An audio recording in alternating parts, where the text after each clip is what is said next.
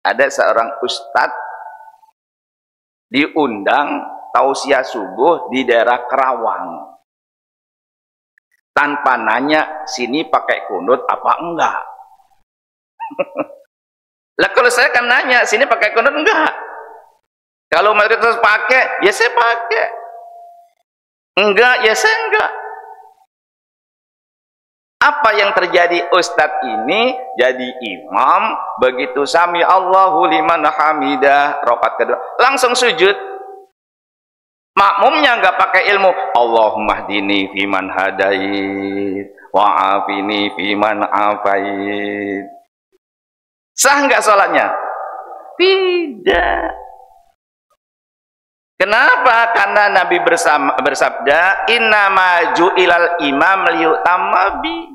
Imam ditunjuk untuk diikuti. Imam kunut, kunutlah.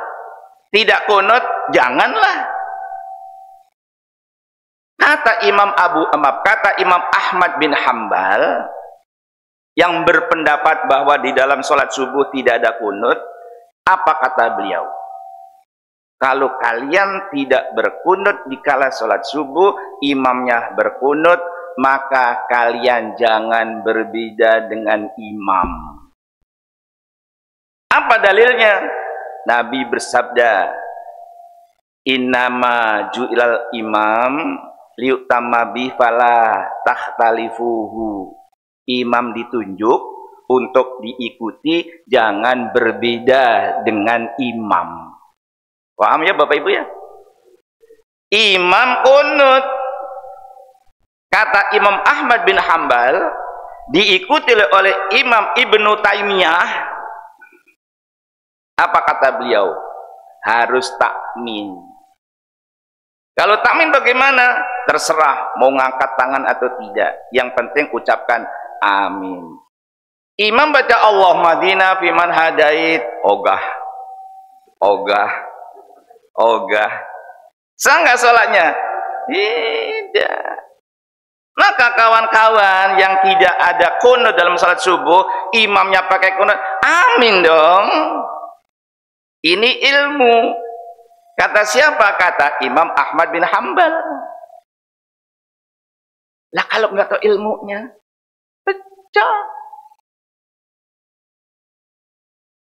Bapak Ibu rahimakumullah. Ini dari sisi perjalanan masalah sholat. Saya tidak panjang lebar. Sekarang apa manfaat daripada sholat? Kata Allah, inna sholata tanha anil fahsya wal munkar. Sholat itu bisa menghantarkan pelakunya. Tidak melakukan kekejian, tidak melakukan kemungkaran. Mungkar adalah perilaku yang bertentangan dengan syariat Allah. Masjid pecah, sholat karena kelompok. Ini ma'ruf apa mungkar? Bapak Ibu jawab dong. Ma'ruf apa mungkar? Mungkar kan? Terus apakah dipertahankan kita sholat hanya gara-gara kelompok? Taklim begini, kalau bukan yang ngasih materi kelompoknya, mana mau hadir? Ayat tadi dia.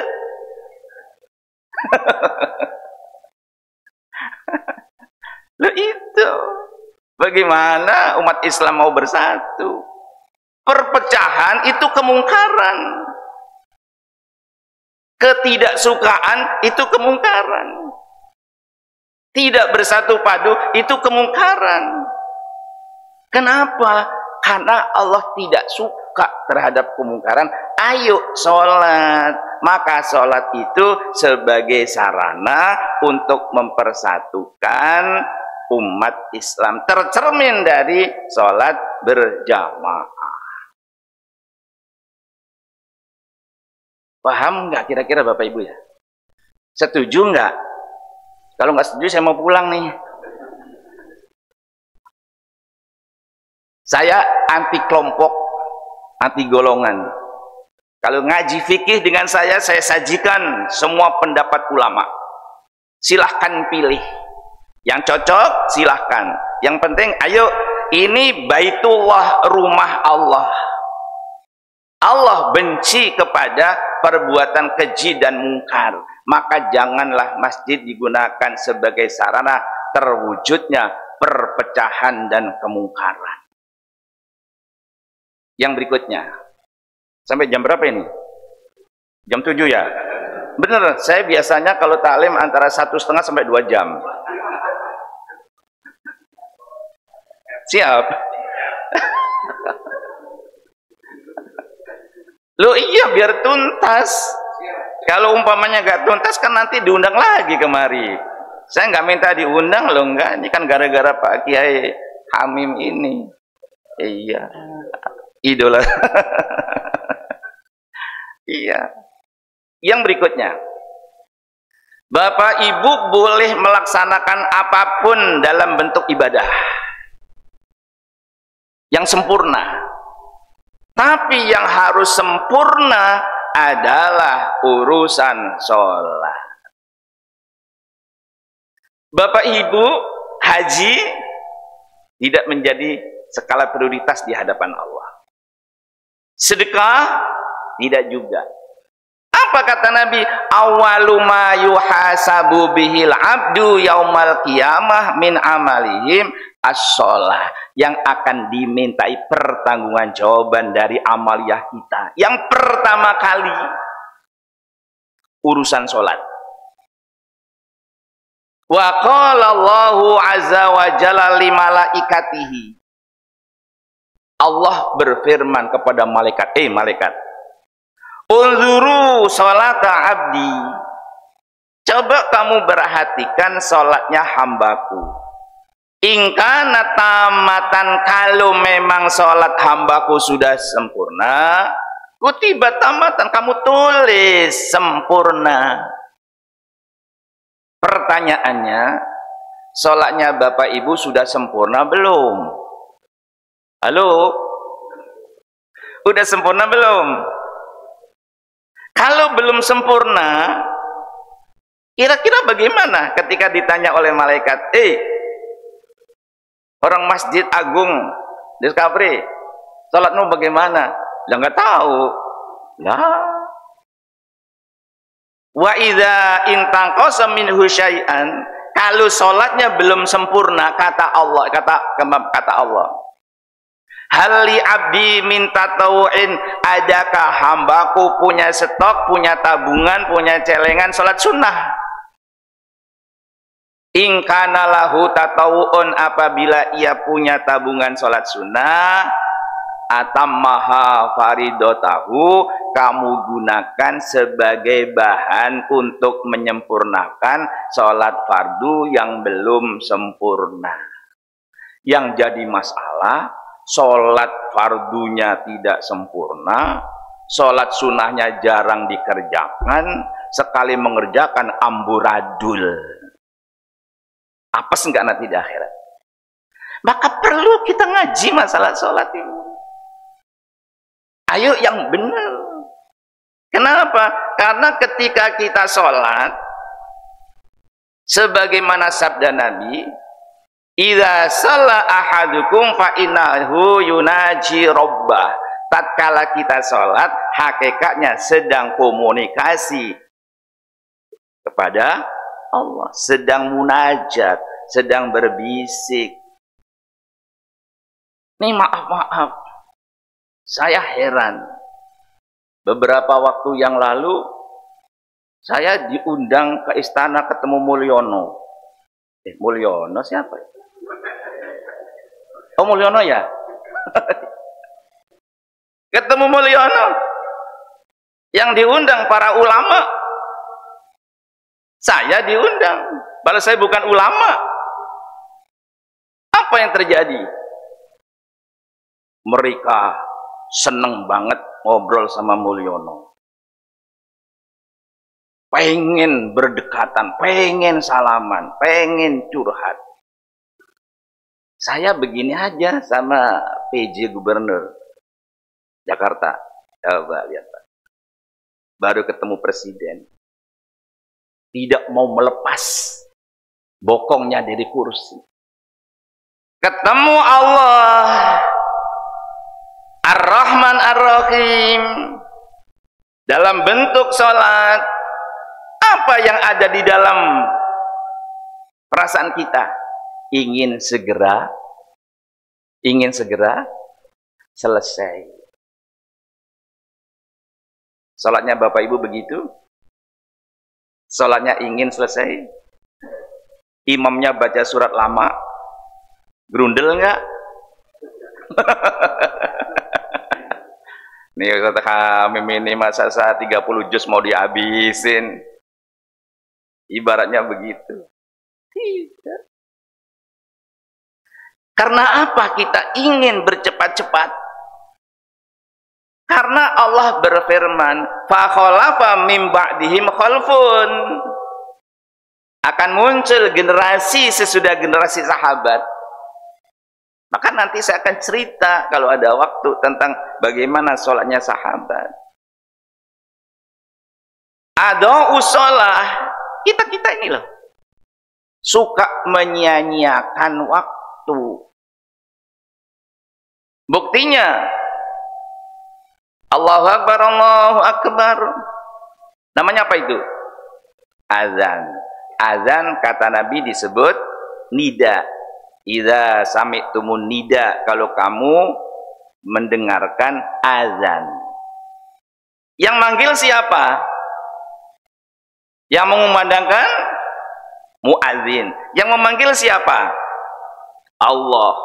Hayya 'alas shalah. Hayya 'alal falah.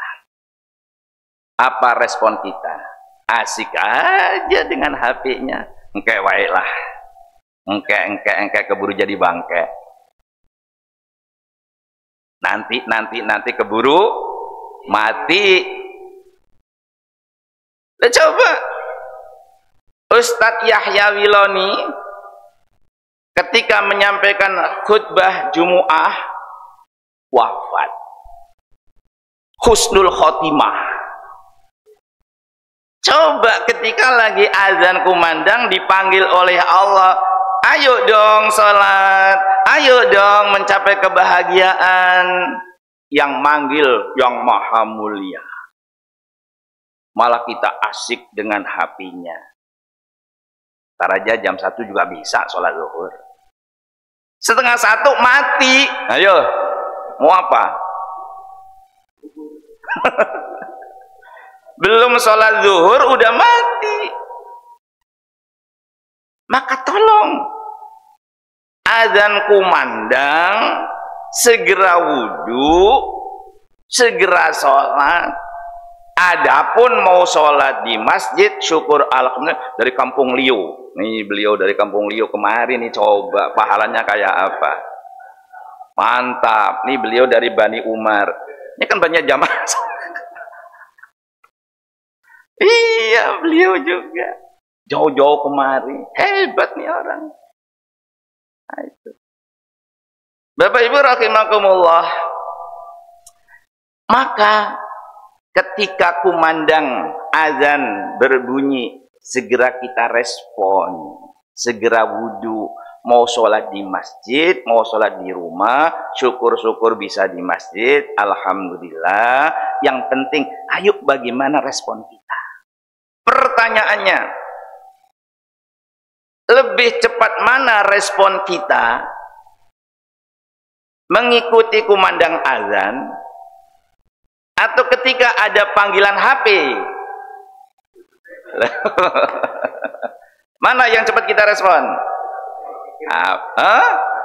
Oh, tergantung pola pikir. Kalau pola pikirnya jamaah masjid sini, insya Allah nggak pernah lepas merespon HP gitu maksudnya. Nah, iya, tergantung pola pikirnya. Udah, matikan HP, matikan televisi, selesaikan aktivitas yang lain, segera wudhu, sholat. Saya kalau naik ojek, mau Grab car kayak Gojek kayak Goret, saya tanya, Muslim bukan? Alhamdulillah Pak. Alhamdulillah. Berangkat jam berapa? 7:30, subuh Pak. Tadi sholat subuh enggak? Nah itu dia. Loh kok itu dia? Loh kok itu dia? Iya. Akhirnya saya nasihati. Nah, nanti waktu zuhur kan lelah, panas, masuk waktu zuhur, masuk ke masjid, numpang mandi, wudu, kemudian sholat tahiyatul masjid, sholat sunnah qobliyah, sholat zuhur, berzikir, berdoa. Insya Allah rezekinya berkah. Senantiasa saya pesan begitu. Tidak satu pun yang terlepas. Kenapa? Ini penting masalah sholat. Bapak Ibu rahimakumullah. Ternyata ketika kita sholat, wattaba'us syahawat, yang diikuti itu adalah keinginan nafsu. Yang namanya nafsu, yang membimbing adalah setan. Setan tidak suka kalau Bapak Ibu berlama-lama di hadapan Allah, lebih-lebih pada saat sujud. Kenapa? Ingat firman Allah. Wa idza qala rabbuka lil malaikati isjudu li adama fasajadu illa iblis. Allah memerintahkan kepada malaikat karena iblis itu nyalira, tidak sama dengan malaikat. Malaikat pada sujud, iblis ogah. Dari situlah jamaah rahimakumullah, iblis itu paling empet kalau lihat orang Islam sujud. Makanya ketika sujud, kepalanya dipencet-pencet. Kepala yang sholat tuh, apa yang dirasakan? Nyut. Nyut. Bener nggak? Terus yang dibaca bagaimana? Baru meletakkan keningnya, udah mau duduk. Apa yang kita baca? Saya baca kitab As-Sholatu ala madhabil khamsa ma'a adillatiha. Segini kitabnya. Sholat ditinjau dari ulama madhab sebanyak 5 beserta argumentasinya. Imam Abu Hanifah, Imam Malik, Imam Syafi'i, Imam Ahmad bin Hambal. Lihat dalam kitab Subulus Salam, lihat dalam Bulughul Maram, lihat Riyadus Shalihin, lihat Sahih Muslim, lihat Sahih Bukhari. Kalau rukuk Nabi membaca subhana rabbiyal azimi. Madhab yang kelima, madhab imamiyah, madhab Syiah. Subhana rabbiyal azimi wa bihamdi. Saya buka tuh kitab saya, namanya Fathul Wahhab, cuman segini. Saya beli tahun 74. Babus sholah. Di situ ada bacaan subhana rabbiyal azimi wa bihamdi, tapi tidak ada perawinya. Saya tidak bermaksud melarang Bapak Ibu baca wa bihamdi loh, tidak ya. Ini ilmu saya sajikan. Selesai Nabi menerima wahyu di Jabal Arafah pada saat haji wada, Nabi menerima wahyu surat An-Nasr, idza jaa nasrullahi wal fath. Pulang. Apa kata Sayyidatuna Ibunda Aisyah radhiyallahu anha?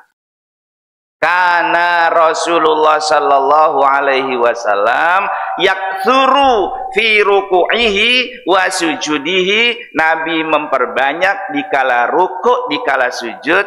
Subhanakallahumma rabbana wa bihamdika Allahumma ghfir.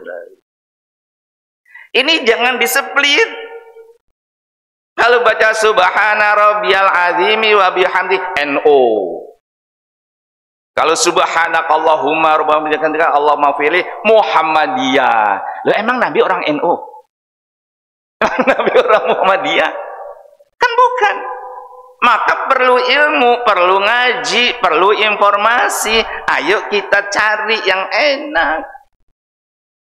Lalu dipraktekkan ketika sujud yang enak. Subhanakallahumma rabbana wa bihamdika